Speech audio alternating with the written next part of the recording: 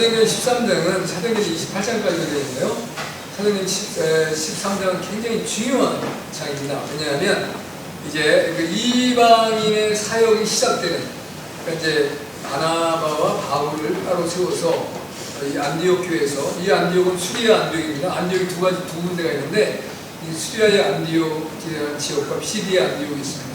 피시디아 안디옥은 이제 이방의 복음을 전하는 지역에 있었고, 이 수리아도 사실은 이방 땅이면 틀림이 없겠지만, 그러나 이제 여기 이곳에서 이제 바울과 바나바가 따로 세움을 입어서 이제 선교 사역을 감당해 나가는 역사가 나타나는 그 장이 시작되었어요. 그 다음에 이제 이 안디옥 교회에서 예수를 믿는 사람들이 그리스도인이라고 하는 칭호를 처음으로 받기 시작합니다. 이제 우리가 예수를 믿는 사람들, 세상에서는 우리가 이제 전에 우리 한국에서는 하나님을 믿는 백성들 비하는 걸 때 예수 쟁이 이렇게 했거든요. 쟁이라는 것은 거기에 전문가인데, 이걸 이제 우리 유교의 전통 속에서는 그 어떤 손으로 하는 일, 노동으로 하는 일들을 경시했거든요. 그래서 이제 높은 사람들은 글이나, 양반들은 글이나 쓰고 읽고, 또 아니면 이제 그 무관이 되어서 나라를 지키고, 그거 이외에 상업을 하거나 농사를 짓거나, 그 다음에 어떤 이제 그 물건을 만들고 그러는 사람들은 천시 여기는 그런 게 있었어요. 그래서 이제 거기에 전문가인데, 사실은 전문가를 이제 거기에 전문가라는 이름을 지어주면 높여지는 거잖아요. 그냥 쟁이라고 하는 이름을 붙여가지고, 이제 뭐 땜쟁이, 또 미쟁이, 그 다음에 뭐 또 무슨 쟁이, 쟁이라는 이름을 붙이기 시작한 거예요. 이제 예수님 믿는 사람들을 이제 하대하기 위해서 이제 그리스도인이라는 표현을 쓰지 않고 예수 쟁이라는 표현을 썼습니다. 우리 뭐 쟁이라는 말을 불러도 상관이 없어요. 우리가 온전히 예수 믿는 사람이라고 하는 것들에 대한 인정이 받을 수 있게 되니까. 그러니까 문제는 이제 정말 내가 이 세상 가운데서 사람들이 나를 볼 때, 저분은 정말 예수님을 믿는 사람이야, 저 사람은 그리스도인이야, 이렇게 인정할 수 있느냐라는 것이 문제죠. 지금 그렇지 않은 시대가 되기 때문에 이제 가슴 아픈 문제가 생기는데, 자, 오늘은 이제 하나님의 마음에, 이제 여기 하나님이라고 내 마음에 합한 사람이라는, 내 마음에 합한 자 22절에서 이제 말씀하잖아요. 근데 바울이 이제 첫 번째 설교를 하는 거예요. 이게 원래 이제 그 수리아 안디옥에서 배를 타고 구브로를 갔습니다. 구브로는 이제 키프로스라고 하는 그 섬이에요. 섬에 들어가서 복음을 증거하기 시작했는데, 구브로에 딱 가고 제일 먼저 도착한 곳이 이제 이 사람들이 살라미에 들어가죠. 그 살라미에서 복음을 증거하고, 애를 좀 더 섬을 지나서 가다 보니까 바보라고 하는 섬을 만났어요. 이름이 이제 좀 왜 바보예요? 바보의 섬을 만났는데, 거기에 누가 있었냐면 바예수라고 하는 무당이 있었거든요. 바예수. 이 사람은 원래 이제 그리스도, 이제 이 유대인인데, 유대인으로서 이제 흩어진 유대인이죠. 근데 바예수라는 것은 뭐냐면 예수의 아들이라는 뜻이에요. 바라는 것이 이제 예수의 아들이라고 하는 좋은 이름을 가졌는데, 예수님을 증거하는 게 아니라 예수님을 방해하고 해방하는 일을 하게 되죠. 여기 이제 총독 서기오 바울이라고 하는 자가 있었는데, 그가 바울로부터 복음을 듣기를 원하니까 그걸 해방하려고 이제 하나님의 복음을 무시하고 예수님을 이제 대적하고 이런 일을 하니까, 그때 바울이 이 사람의 이름을 바예수를 엘루마라는 이름을 줘요. 엘루마. 이제 엘루마는 여기는 가로쳐서 우리가 박수라고 되어 있거든요. 물론 10절에 보면, 10절에. 근데 원래 그 뜻은 뭐냐면, 이건 이제 마귀의 자식이라는 뜻이에요. 그거 이제 설명했는데 그게 나오는데, 이 엘루마라는 것은 마귀의 자식, 너는 마귀의 자식이야, 이렇게 이제 바울이 이름을 불러준 거예요. 이제 그런 상황에서 바울이 뭐라고 말하냐면, 내가 이제 앞을 보지 못하는 자가 있다. 바울의 설교와 더불어 바울의 첫 번째 기적이 나타납니다. 네, 그렇다고 여러분이 이제 어떤 사람이 예수를 안 믿으니까 그 사람 배워가지고, 에이, 이제 그 앞이나 보지 말아라, 이렇게 되어주면 안 되는데, 그렇게 하면 안 되는 거고, 이제 이런 당시에 이런 역사가 일어났었다는 거예요. 이제 그런 놀라운 역사로 총독 서기오 바울이 하나님의 복음의 들을 받아들이게 되고 놀라운 역사를 이제 경험하게 돼요. 그러면서 이제 오늘 본문에 나와 있는 것은 바울과 바나바가 피시디아 안디옥으로 넘어갑니다. 거기 가서 복음을 증거하는 건데, 그 피시디아 안디옥에서 복음을 전하면서 거기서 안식일에 회당에 들어갔단 말이에요. 회당. 이스라엘 백성들은 이제 이방에 살면서 어디든지 10가정만 있으면 회당을 지어요. 회당에서는 뭐 하냐면 거기서 하나님의 율법이 낭독되어지고 또 이제 탈무드를 가르치고 그 이제 랍비의 가르침에 의해서 그 이스라엘 백성들이 하나님의 택함받은 민족에 대한 우월성과 하나님을 경외하는 그런 훈련과 그 노력을 추구하는 거예요. 그러니까 지금도 유대인들이 민족적으로 구원을 못 받고 다 멸망당한 처제됐지만 유대인들 개인 중에서는 예수님을 믿으면 구원받을 수 있거든요. 회개하고 예수님을 영접하면 구원받는단 말이에요. 근데 이제 안타까운 건 뭐냐면 지금 현재 유대인들 중에도 구원받고 예수님을 구주로 믿고 고백하는 자들이 있는데 이 사람들이 어떤 지대는 또 안식일을 지켜요. 안식일을. 이게 안 맞는다. 이제 갑갑한 거죠. 그러니까 이제 우리가 전통적으로 내려오는 교리나 주장해오는 것을 버리는 게 쉽지가 않다는 걸 느끼게 돼요. 그러니까 이제 그 바울이 복음을 전하면서 제일 고통을 겪는 게 네가 사도냐라고 하는 거거든요. 이제 사도는 예수님과 함께 생활을 한 경험이 있어야 된단 말이에요. 예수님의 사역을 보았고 예수님께 부름을 받았어야 되고. 근데 이제 사도행전 9장에 보면 예수님 부활하신 예수님이 이제 이 바울을 선택하잖아요. 그래서 이제 하나님이 내가 너를 이방인의 사도로 세우노라. 주님이 분명히 했는데 그거에 대한 사람들이 믿음의 신뢰를 갖지를 않아요. 근데 바울은 분명히 내가 주님으로부터 내가 컨트롤 받았다는 거예요. 내가 이제 그 초이스돼서 선택돼서 내가 하나님의 사역을 감당하고 있다라고 강한 자부심이 있죠. 그러면서 이제 바울이 전하는 것은 늘 예수님의 복음이거든요. 복음을 전하는데 그 복음을 전하는 교회를 세우려면 항상 유대인들이 와가지고 뭐를 전하냐면 이제 율법과 할례를 통해 구원받아야 된다는 거예요. 예수를 믿는 건 좋은데 예수님을 믿어도 그걸로 완전한 구원이 되겠어? 이렇게 하는 거예요. 그러니까 완전한 구원을 이루려면 율법을 지켜라. 그 다음에 또 하나는 할례를 받아라. 그럼 할례를 받는 다른 말로 하면 너희가 유대인으로 귀화해라는 거예요. 지금 우리나라에도 외국에서 귀화하는 사람들이 많이 있잖아요. 우리 한국 사람들도 외국에 귀화하는 사람들이 있어요. 뭐 정치적인 이슈가 되든 아니면 그 나라에 가서 뭐 이제 이민 자리를 하든 또 아니면 뭐 운동선수가 이제 그 안현수 그 스케이팅 하시는 분? 안현수 같은 사람은 러시아로 이제 그 귀화했잖아요. 왜냐하면 그쪽에서는 이제 국가대표로 인정해도 그에 대한 모든 것을 지원했는데 우리나라는 국가대표에서 밀렸잖아요. 한국의 체육계에 이제 체육계만 그렇게 세워지거든요. 항상 줄이죠, 줄. 이제 어떤 줄을 선택할 때 그 줄에 못 쓰면은 아무리 실력이 있어도 우리나라 이번에 얼마 전에 광주에서 수영대회가 했잖아요. 세계 수영대회가. 거기에서 우리 박태환 맞습니까? 수영대회에서 그 사람 가서 못하잖아. 그러니까 이게 이제 이 체육계에서 그 사람에 대해서 이제 실력은 있는데 그걸 자기의 줄 안 정하고 아니고 이게 그런 관행과 이런 게 없어져야 되는데 그게 얼마나 어려운 거냐면 그러니까 여러분이 세종대왕께서 한글을 창제하신 거는 천지를 개혁한 거예요. 지금 우리 입장에서는 그거 뭐 한글 개혁한 게 뭐 이렇게 대단하다고 아니 그 당시에 이제 사대부들이 세종을 죽이려고 별 수단 방법을 가졌어요. 왜냐하면 백성들이 그러라고 하죠. 지금 이제 제가 아는 사람이 인도에 선교를 갖고 간다라고 그리고 선교를 가고 그랬다 해서 참 인도가 어려운 나라다. 선교하는데 이제 아랍권도 어렵지만 특별히 어려운 데가 인도다. 왜냐면 인도에는 4계급이 있어요. 이제 그걸 카스트들을 하는데 그 계급사에서 그 최고의 계급을 가지고 있는 사람들이 그 노예들을 해방하면은 자기들의 삶이 건강해진다고 해서 예수복음을 못 전하게 거예요. 다른 게 아니라. 내 삶이 좀 불편하다는 거거든요. 그러니까 우리나라도 처음에 왔을 때 하나님의 복음을 안 받으려면 누가 안 받아들여요?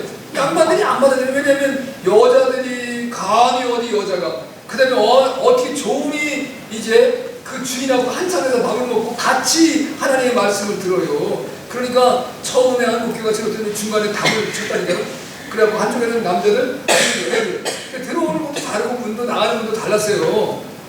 지금이니까 이렇게 부부가 같이 앉아 예배 드리고 뭐 친구가 같이 앉아 드리고 남자들 섞여 드리지. 지금 여자분들은 행복하신 거예요. 감사하셔야 돼요. 근데 감사한 건 없잖아요. 그죠? 무슨 목사님 쓸데없는 소리 하고 있네. 네. 지금 교회에도 여자들이 다 이제 헌금도 더 많이 하고 일도 더 많이 하고 그랬는데 옛날에 안 그랬어요. 아무리 그랬어도 여자들이 힘을 못 뺐단 말이에요. 우리나라도 그랬었다니까. 그래서 복음을 거부하는 거예요. 그래서 이제 선교사들이 오면서 학교를 세우고 병원을 세우고 학교 특별히 여학교를 세우잖아요. 이제 뭐 이화여고 이제 대화여고 이화여고 똑같은 건가? 이제 그런 이제 학교를 세워놔가지고 여성들이 공부할 수 있는 길을 열린단 말이에요. 우리 신여성들이 생겨나는 거죠. 너무 축복이죠. 아무튼 그런 역사가 나타나는 건데 바울이 가는 곳마다 그걸 하는 거예요.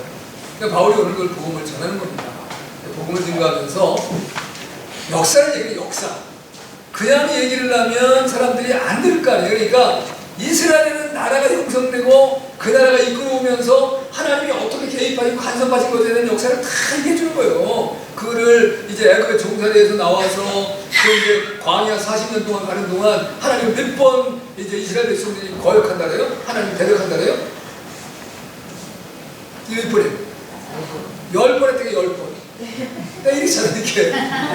10번이나 방역하려고 하는데도 하나님이 그 백성을 그냥 아껴서 가나안 땅의 가나안의 7족속 그것도 힘도 세고 그 다음에 어떤 사람들은 거인족도 있고 문화가 발달된 그 사람들을 몰아내고 그 땅을 준다니까. 하나님 백성이. 그리고 거기서 430년을 지켜주고 이제 사무엘 때까지 사사들을 세워서 이제 엎치락뒤치락도 하지만 그 나라를 이스라엘 정착되도록 만들어 주신다. 그러니까 백성들이 그러고 나니까 이제 자꾸 너무 싸우기 힘들고 그러니까 하나님이 주려면 확실하게 주지 이거 뭐 매일 싸움만 하고 어렵고 힘겹고 자기 잘못하는 건 생각을 안 하고 그러니까 하나님께 뭐냐면 우리도 왕 세워달라는 거예요. 이제 사무엘에게 나와서 우리도 왕을 세우면 왕을 중심으로 이제 왕을 세우면 뭐가 형성돼요? 조직이 세우는 거야.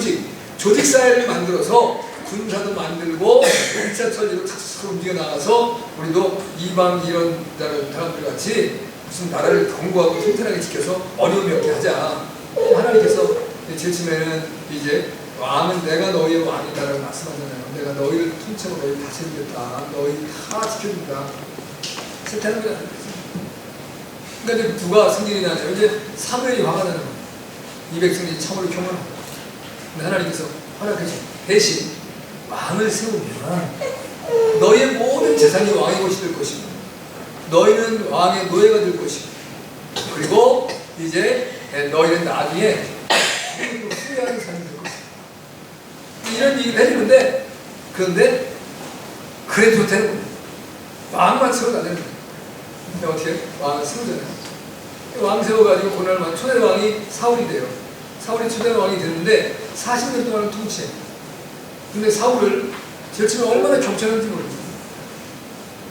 나는 베냐민 지파인데 우리 지파도 가장 별거되는 지파.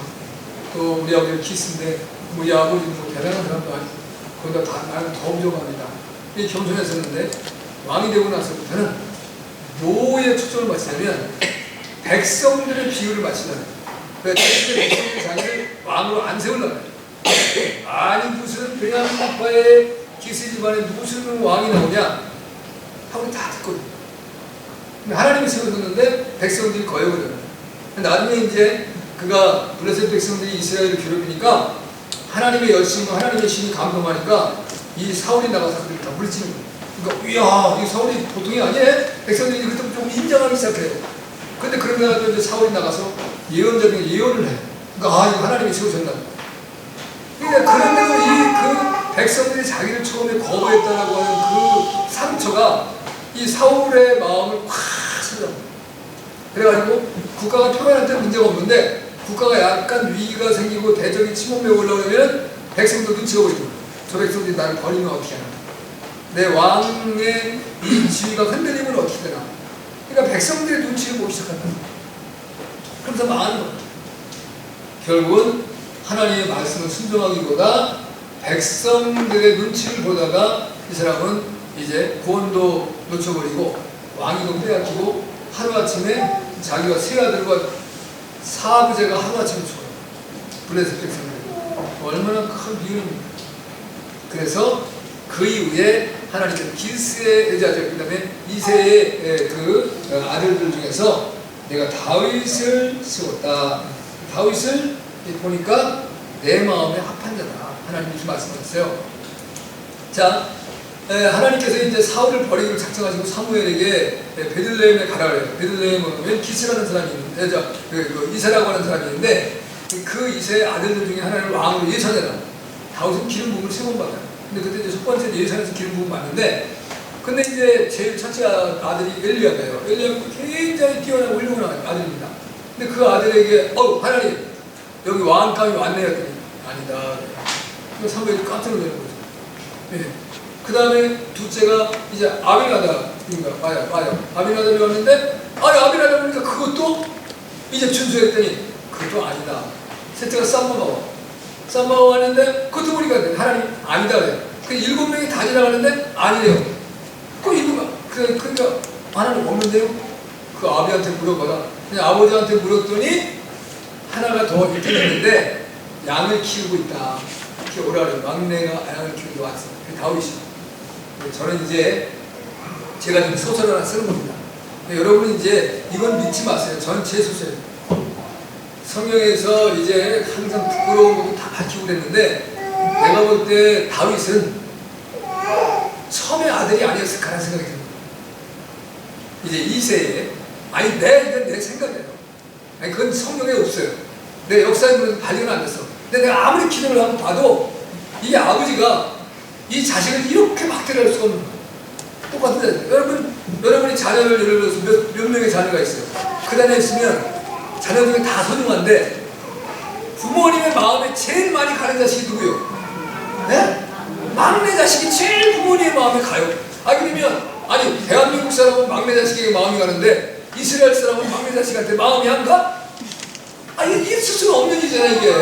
내가 아무리 봐도 그렇게 이해가 안 되는 거라서 이거는 누군가가 좀 어떻게 연구를 나보다 더 왔어. 이스라엘 그 역사를 좀 잘 알고 이스라엘의 이제 히브리어를 잘 알아가지고 이스라엘에 가서 이제 그 다윗의 가문 그걸 쭉 한번 어떤 성경 쓰는 사람이 있으면 좋겠는데 지금 그런 사람이 안 나왔어요.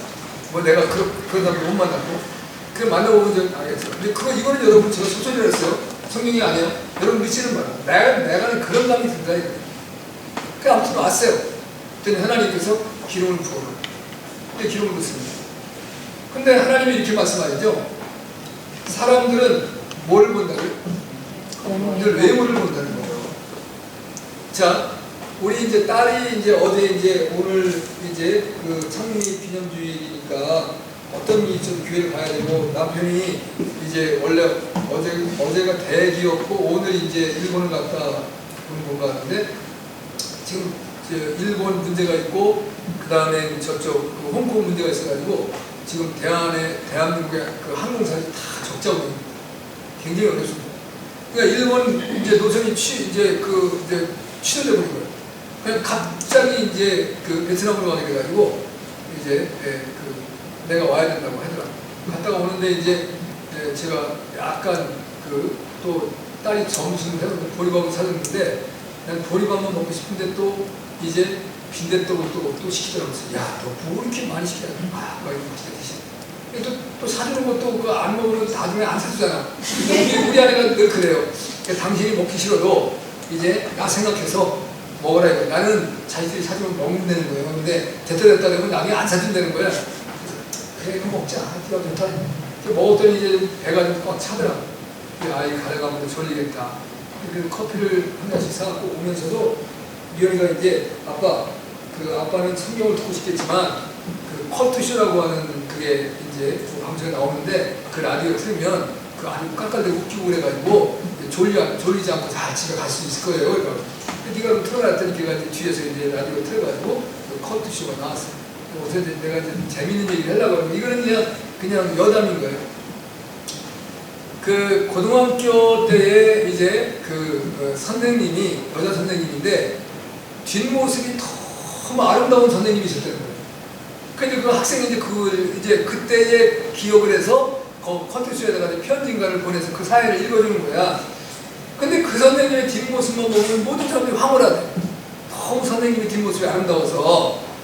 근데 그날은 선생님이 오셨는데 아주 기분이 안 좋다는 거예요. 무슨 문제 소리가 없다 했더니 선생님이 다 와서 그렇다고 뚜기더니 하는 말이 아무것도 안 하는데 하는 말이 뭐냐면, 야, 니네들은 여자를 보면 어디를 보냐? 이렇게 물어보더니 학생들한테. 이 어떤 애는 저는 얼굴을 봅니다. 저는 몸매를 봅니다. 그리고 막 이랬는데 어떤 애가 저는 마음을 봅니다. 이러는 거예요. 그러더니 이제 그래? 그냥 나가시더래 선생님이. 이제 잘 지냈나 보다. 그랬더니 몽둥이를 하나 들고 또 다시 물어서 꽉 났더니 마음을 본다는 놈에 다 나가! 다 하자. 마음을 본다는 놈에 다 나와! 그러는 거야. 한 대씩 맞으라 이거야. 여자를 보면 마음을 봐야지 어디 얼굴을 보고 보냐 이거야. 그분이 이제 뒤태는 아름다우는데 앞모습은 아름답지 않았나 봐요. 그러니까 이제 화가 나가지고 자기가 이제 어디를 보냐는데 마음을 본다 그러는. 그러니까 이제 그 학생이 그걸 보낸 사연을 보낸 이제 어른이 됐겠죠. 그 사람이 하는 말이 어떻게 봐? 마음이 보여? 이제 자기가 이제 이러면서 이걸 보낸 거예요. 근데 선생님도 자기의 뒷모습은 아름다웠지만 앞모습이 아름답지 않았는데 얼굴을 본다는 놈도 숨기려고. 자, 그렇지 않아도 이제 그것 때문에 무슨 문제가 생긴 것 같은데, 근데 몸매를 본다는 놈도 숨기려고. 근데 마음을 본다는 사람이 제일 마음에 드는 거야. 예, 그런데 사람은 항상 외부를 보는 거예요. 여러분도 사람을 볼 때 어떻게 우락부락하게 생긴 사람을 보면은 저 사람은 이제 마음씨도 별로 좋지 않을 거야. 저 사람은 생긴 게 이상하게 안 좋게 생겼어. 이런 마음 들잖아요. 그런데 의외로 그런 사람들이 마음이 순하고 착한 사람이 엄청 많아요. 그래서 생긴 모습 때문에 오해를 받아가지고 공연히 이제 안 좋게 되는 사람도 있거든요. 근데 하나님은 뭘 보신다고요? 중심. 중심이 마음을 보시면. 근데 이제 이스라엘 백성들은 중심을 콩팥과 간에 있었다고 생각했어요. 심장에 있었다고 생각하겠습니다. 이제 왜냐하면 우리 인체 중에서 이 어느 것이 소중하지 않은 건 다 없지만 심장은 이 뒤에 척추 있는 곳에다 숨겨두셨어요. 그게 소중해서 사람은 안 되게 그 두 개, 하나만 있어도 하는 거 두 개를 가지고 숨겨놓았어요. 그래서 이스라엘 백성들은 그것이 중심이라는 생각을 가진 것 같아요. 사실 거긴 중심은 아니죠. 이제 우리의 서양 사람들은 중심이 어디냐면 머리라고 그래요. 우리는 어디라 그래요? 심장에 있다잖아요. 왜요? 대한민국 사람들은 특별히 더 중요한 배에 있다 그래요. 그래서 배심, 배포, 배짱 이런 말로 우리가 쓰는 거예요. 그건 이제 우리 문화예요. 그러나 사실 하나님의 중심이 어디가 중심이냐라고 하는 건 우리가 말할 수가 없죠. 하나님께서 우리 안에 보이지 않는 것이지만 중심이 있는 거예요. 그래서 우리는 그래서 이제 우리 안에 죄의 정욕을 몰아내야 온전한 하나님의 마음에 합한 사람이 되어서. 자, 부모님도 인정 안 했고 형제들도 인정 안 했던 다윗이었지만 다윗은 하나님이 인정하셨어요. 할렐루야. 그러니까 여러분도 우리 교회가 때로는 사람들이 우리 교회를 다 좋다고 인정해주면 제일 좋아요. 근데 먼저는 하나님이 인정해 주셔야 돼요. 아멘? 그래서 여러분도 하나님 앞에 인정을 받아야 되고 가정도 하나님 앞에 인정을 받아야 되고 우리 교회도 하나님께 인정을 받아야 되고 우리 나라도 하나님께 인정을 받아야 되고. 할렐루야. 아멘. 그런 놀라운 역사가 있어질 때에 정말 이 시대에 이 복음이 어긋나가고 교회가 바른 길을 걸어가지 못하는 이 어지럽고 혼란스러운 때에 교회를 교회되게 그리고 성도를 성도되게 그리고 가정을 가정되게 만드는 귀한 역사가 나타나는 은혜가 있길 주님을 축복합니다. 아멘. 기도합니다.